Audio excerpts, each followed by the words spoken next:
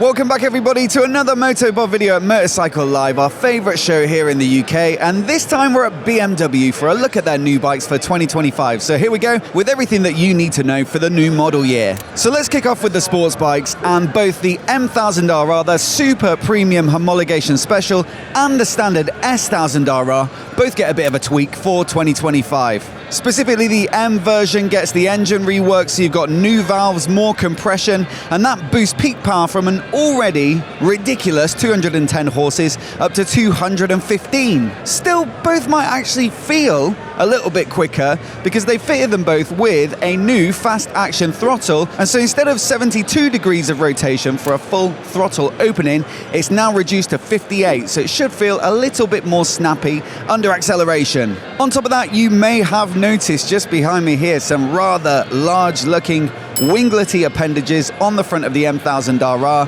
You also get some pretty big ones on the S1000RR as well now, and they say they generate even more downforce with 30 kilograms at 186 miles per hour on this bike and 23 kilograms on the S1000RR at the same speed. Not a speed I particularly often do myself, but perhaps for the more serious track riding fiend, you know, that might be a meaningful increase in stability. Looks wise as well, I'm starting to get used to winglets a bit, so I don't actually mind it. It probably suits the M1000RR a little bit better. The S1000RR, I think it's a great looking bike, especially in the M Sport colours, but let me know what you think of the looks of the front end down in the comments below. Ergonomically, the chassis, the technology have all stayed pretty similar. I do believe there's a new brake slide assist on the M model that makes use of a steering angle sensor. But yeah, they shouldn't be massively different in terms of the handling. Price-wise, you're looking at 32,850 quid for this M1000RR model behind me, so, you know, probably unrealistic for all but a very few bikers, whereas the S1000RR starts at 17,990, so not far off half the price, although you will start to work your way up quickly for some of the nicer finishes and things like that.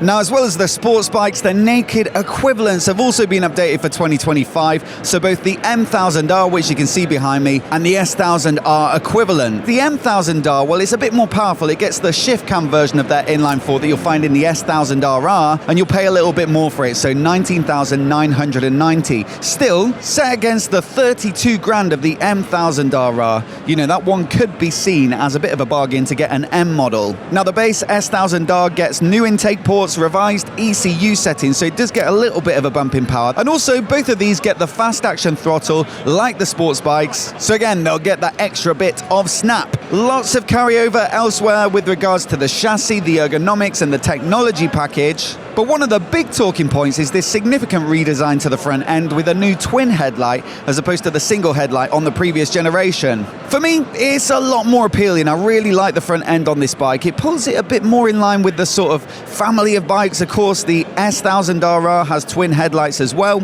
And also, I'd definitely be paying the extra £410 for the sports pack on the standard bike because it gets you this brilliant blue fire and Mugello yellow paint job, which I think looks absolutely stunning. One of my favorite looking production bikes, let's say, of the show. And in fact, it's down here behind me and it seems to be pretty popular with the punters as well. But look, before we get on to the next bike, I just want to say a massive thanks to DJI for supporting the channel and sponsoring this video. We love using their Osmo Action 4 and their 5 Pro for capturing all our rides for our reviews back at the studio. And I'd wholeheartedly recommend checking them out if you want to capture and share your own rides on social media or with friends. They're nice and small and compact, so they don't weigh down your helmet if you've got it mounted on the front. The image quality is second to none with great stabilisation, and also they've got a really easy to use magnetic mounting system that makes them simple to move around different mounts on the bike. So look, do check out the link down in the description to find out more. And once again, a massive thanks to DJI for their support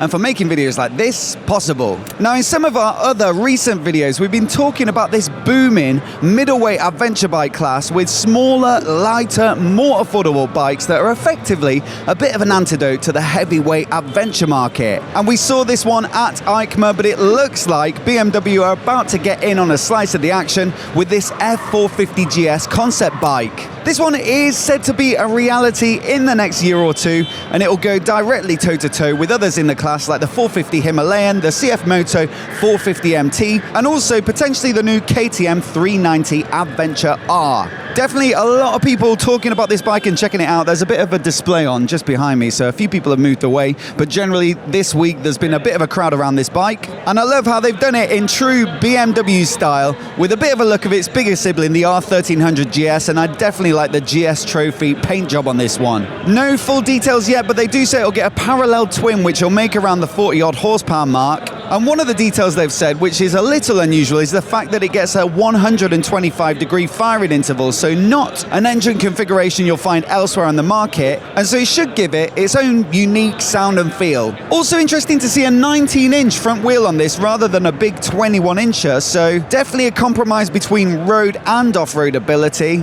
And they do say it'll also be available in a more road-biased cast-wheeled version. I think the key though is to make it competitive on price. If you look at the CF Moto, it's about $5.5 grand. The Himalayan is in that sort of range as well, and so maybe this one's got to be around £7,000, 7.5 tops to make it still look competitive, but I'm really looking forward to seeing what they come up with for the production version. Pretty much at the exact opposite end of the spectrum though, we've also got the new R1300 GS Adventure with its rather distinctive looking fuel tank that I think it's fair to say has been pretty divisive since it was announced a couple of months back. Thing is though, I've recently been able to ride this bike a couple of times, and I will say, having spent a bit more time around it in the flesh, that dominant fuel tank does become a bit less of a talking point and less of a sort of main feature, and you can just start to appreciate that this is still a very accomplished and also super versatile motorcycle. I would, however, love to hear from anyone in the comments if you've seen it recently in the flesh as to whether you've changed your mind a bit on the looks and whether it's sort of grown on you. Naturally, having a 30-litre fuel tank, this one's got masses of range, and also the very efficient shift cam boxer twin really does help with that as well. But I think my favourite feature on this bike is the adaptive ride height, which lowers both the front and rear suspension when you're riding at lower speeds, which makes it feel a lot more manageable out on the road than it ever looks like it could be with it being such a large bike. On top of that though, you've got their latest radar tech available, so it's got radars both front and rear if you spec them up from the accessories catalogue. And also, I think another big talking point is the availability of their new ASA, or Automated Shift Assistant. This basically replaces the clutch lever and the mechanical shift peg with electronic actuators, so you can run it in an automatic mode, although they have left a dummy shifter down by your left foot so you can electronically snick through the gears manually if you so wish. Now that's also something I've tried out recently on the base 1300 GS, and if you're a little bit skeptical about it, well, I'd recommend just doing a demo if you're thinking about buying one of these bikes next year, just to make sure you don't get along with it, because it is surprisingly slick and also does make the bike feel very easy and convenient to ride. This one starts at 18,870 quid for 2025, although personally I'd almost certainly be reserving an extra 500 quid for that adaptive ride height feature. Now over to the heritage area of the stand, and we got lots of beautiful, actually, have a look behind me, R12s and R18s of all different colours, shapes and sizes with all different specs, so lots to take a look at, but the one I've been really looking forward to checking out is this, the R20 concept. It's built upon the same platform as the R18 with the big flat boxer twin that's normally 1800 cc's, but of course being an R20 they've given it a bit more capacity and a bit more oomph. More than that though, I'm more excited by the sort of power cruiser chassis with top spec components like the Öhlins suspension, 17-inch spoke rims with those sticky Metzler M9RR tyres, and also some massive 6-pot radial calipers up at the front. I think they've also absolutely nailed the styling on this concept as well. There's loads of beautiful bits of machining all around the bike.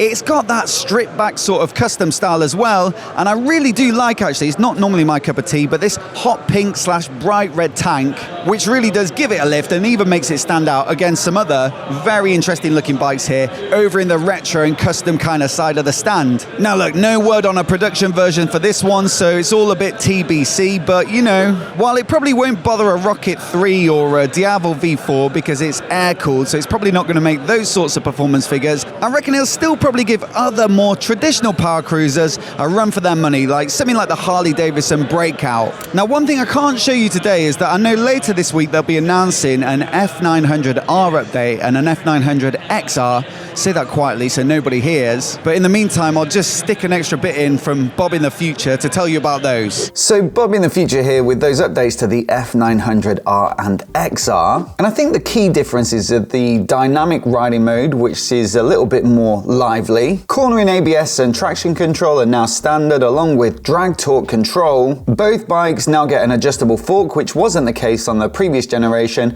and they've actually fitted them with lighter wheels by 1.8 kilograms, so they should be a little bit more nimble and agile. Then they've also tried to make the F900R a bit more aggressive in the riding position, so it gets you a bit more over the front, whereas the XR, they've tweaked the aerodynamics to make it feel more comfortable at motorway speeds. So look, they look broadly the same, the engine's pretty much the same as well, but I do think those changes to the F900R specifically, which was a little bit soft maybe and not as sporty as it could have been, you know, they're going to be really valuable, whereas the XR goes even deeper, I guess, into the more touring focused personality. Now up here behind me we've got the R1250 RT Tourer, and I am kind of surprised to see it here, to be honest, because about 6 months ago we saw some spy shots of an updated R1300 RT, so it'd probably get the same boxer twin as the R1300 GS, along with a slightly sharper styling package, and that particular test bike also had no clutch lever, and so I think it's safe to assume that it'll probably get the same ASA tech as the GS and GSA that we looked at earlier. I was expecting potentially this one to be announced at EICMA a couple of weeks back, but nothing as of yet, so potentially look out for this one in the early part of 2025, or maybe it's even pushed back to the launch season in the autumn, but definitely one to keep your eyes peeled for if you like your boxer twin Tourers. As for the heavyweight Tourers though, well, the K1600 lineup has had a minor tweak for 2025 with some nice new color options, including one that I really like, which is called Blue Ridge Mountain Metallic. There is also a grey option for these bikes and the Racing Blue, which looks a little bit sporty, maybe a bit of a juxtaposition against the sort of intended usage of this bike. But look, still a very impressive looking machine. And I think I should also point out they have juggled the spec a little bit. So it was really detailed, but they said in the press release, things like the center stand are now individual accessory fit for some bikes, but on others, they're part of things like the comfort pack. So if you're looking at speccing up a bike and you're doing it fresh in 2025, then just keep your eyes peeled to make sure everything you want is included. But that concludes our walk around of the BMW stand here at Motorcycle Live. If there's anything that's caught your eye, I'd love to know down in the comments below. We'll also put our playlist on the screen now so you can see all of our content from Motorcycle Live, so do check that out. Hit subscribe as well to see all of our videos as soon as they go live. A huge thanks for watching today, and we'll see you in the next video.